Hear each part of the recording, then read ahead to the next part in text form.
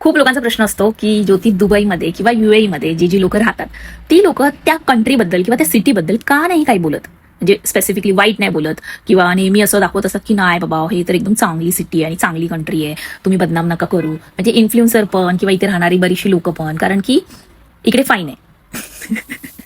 ठीक आहे, आपल्या इकडे कसं आहे, बोलायला मुभा आहे, पण जास्त बोललं की आपल्या इकडे पण तर मारामारी होते, तोडफोड होते, लोक येऊन आपल्याला डायरेक्ट मारतात बिरतात. तर आपल्या इकडे पण आहेत ना, जसं बजरंग दल आहेत किंवा असे काही आहेत पॉलिटिशियन्स पार्ट्या, तिथे जास्त काय तुम्ही बोलला तर मग ते तुम्हाला पकडतात, तुम्हाला मारतात, नंतर मग तुमचा बिफोर आफ्टर व्हिडिओ बनवतात, इज्जत घालवतात. फाईन नसतो आपल्या इथे, पण कधी काही लोकांना जेल होत असेल. सो आपल्या देशात पण आहे ना, आपल्या देशात जर कोणी राहत आहेत ते लोक जर आपल्या देशाबद्दल काही बोलले, त्यांची ट्रोलिंग वेगळी होते, नंतर त्यांना मारलं वेगळं जातं, सोशल मीडियावरती त्यांची वाट लावली जाते, न्यूजमध्ये जातात. तर आपल्या इकडे पण तर होतच. तर दुबईमध्ये कसं हे सगळं फालतूगिरी करत नाही बसत हे लोक, ना सोशल मीडियावर काही टाकत ना कोणाला काय बोलत, डायरेक्ट फाईन मारतात. ठीक आहे. आणि जे लोक मला विचारतात की दुबईमध्ये असं आहे, दुबईमध्ये तसं आहे, दुबई एवढी हे आहे ते आहे, तर आणि आता दुबईमध्ये वॉर सिच्युएशन आहे, तर सिच्युएशन किती खराब आहे, तरी पण कोण काय बोलत नाहीये. तर प्रत्येक देशामध्ये सिच्युएशन खराब असते. ठीक आहे, फॉर एक्झाम्पल तुम्ही खराब सिच्युएशनमध्ये पण खूप चांगले कमवताय, म्हणजे तुमच्यावरती देवाची ब्लेसिंग्स आहे आणि तुम्ही चांगलं आहे, तुम्हाला वॉरचं काही अफेक्ट नाही झालं आणि तुम्ही बोलता ना लकी चाइल्ड आहे किंवा तुमचं नशीब खूप चांगलं आहे, तुम्ही आधीच्या जन्मात खूप चांगलं पुण्य केलेलं आहे, मग आता तुम्हाला काही फेस नाही करावं लागलं वॉर सिच्युएशनमध्ये. पण हे फक्त 10% लोक आहेत ज्यांना वॉर सिच्युएशनमध्ये काही फेस नाही करावं लागलं, बाकीचे 90% लोक फेस करतायत. मलाही बाहेर पडल्यानंतर माझे बरेचसे फॉलोअर्स वगैरे भेटतात इकडे तिकडे, तर ते लोक पण बोलतात माझ्या नवऱ्याचा जॉब गेला किंवा माझ्या बायकोचा जॉब गेला किंवा माझा जॉब गेला. तर बरेच लोक बोलतात की आमचा जॉब वगैरे गेला, पण इकडे कोणी आम्हाला बोलत नाही की आमच्यासाठी जॉब बघा. कारण जे लोक बाहेर येतात ना, ते लोकांना माहिती आहे की लिंक्डइनवरती जायचं आणि जॉब मिळतो. तिकडे काही वेकन्सीज असतील, वेगळ्या कंट्रीच्या असतील किंवा वेगळ्या सिटीजच्या असतील, तिथे ते लोक अप्लाय करतात. ही गोष्ट नेहमी लक्षात ठेवा, कधीही कोणता एज्युकेटेड स्किल माणूस सोशल मीडियावरती किंवा असं इकडे तिकडे कोणत्याही माणसाला ना जॉब मागत फिरत नाही, अनोळख्या माणसांना, की तुमच्याकडे काही जॉब असेल तर बघा वगैरे.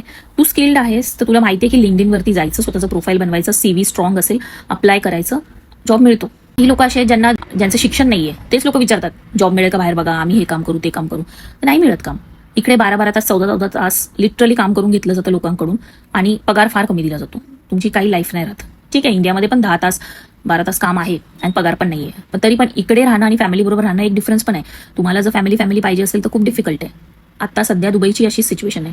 खरं जे आहे तेच सांगते मी सगळ्यांना, की आम्ही जास्त न बोलण्याचं कारण पण हेच आहे की आमच्याबरोबर काही प्रॉब्लेम नाही होत आहे टचवूड, पण ज्यांच्याबरोबर प्रॉब्लेम होत आहे तेही काय बोलत नाहीये, तर त्यांनाही जाता जाताना एअरपोर्टवरती फाईन नको आहे.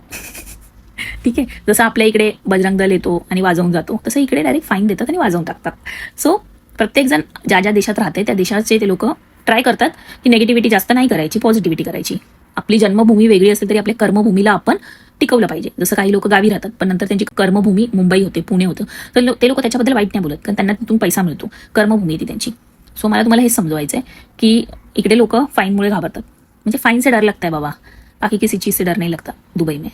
आणि आता मी शीनचं मस्त माझं नवीन कलेक्शन आहे, ते चेकआउट करा, बघा कसं वाटतंय आणि माझा कोणता ड्रेस आवडला तेही मला कमेंटमध्ये सांगा. एप्रिलचं हे फॅशन स्टोर कलेक्शन मला इतकं आवडलं ना, सिरियसली सांगते, वर्थ होतं.